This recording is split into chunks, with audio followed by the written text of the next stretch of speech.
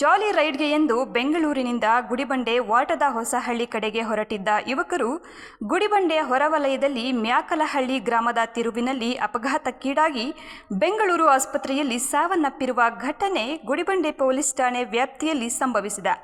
ಮೃತ ಯುವಕ MBA ಪದವೀಧರ, ಬೆಂಗಳೂರಿನ ಗಾಂಧಿನಗರದ ಮನೀಶ್ ಜೈನ್ ಮಗ, 24 ವರ್ಷದ ಚಿರಾಯು ಮೃತ ಬೈಕ್ ಸವಾರ.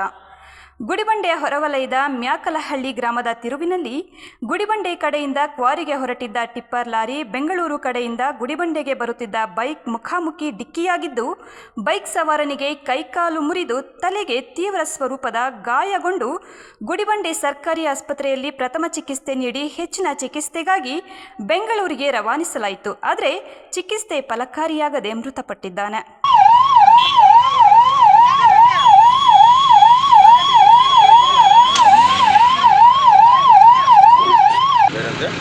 ಫೋನ್ ಬಂದ್ ಮಾಡಿ ಅಂದರೆ ಜಸ್ಟ್ ಅಂತ ಹೇಳಿದೆ.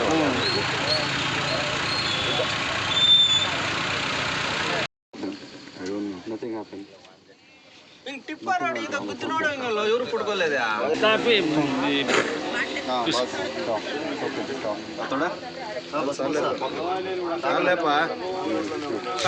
ಸಾಲೆ ಶಾನ ತಾಪದ್ದು.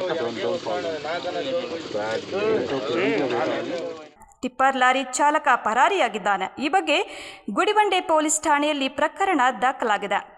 ವೀಕೆಂಡ್ ಬಂತು ಎಂದರೆ ಗುಡಿಬಂಡೆ ಕೆರೆ, ಬೆಟ್ಟ ಹಾಗೂ ವಾಟದ ಹೊಸಹಳ್ಳಿ ಕೆರೆ ವೀಕ್ಷಿಸಲು ನೂರಾರು ಬೈಕ್ಗಳಲ್ಲಿ ಜಾಲಿ ರೈಡ್ಗೆ ಪ್ರವಾಸಿಗರು ವಿವಿಧ ಜಿಲ್ಲೆ, ರಾಜ್ಯಗಳಿಂದ ಬರುತ್ತಾರೆ.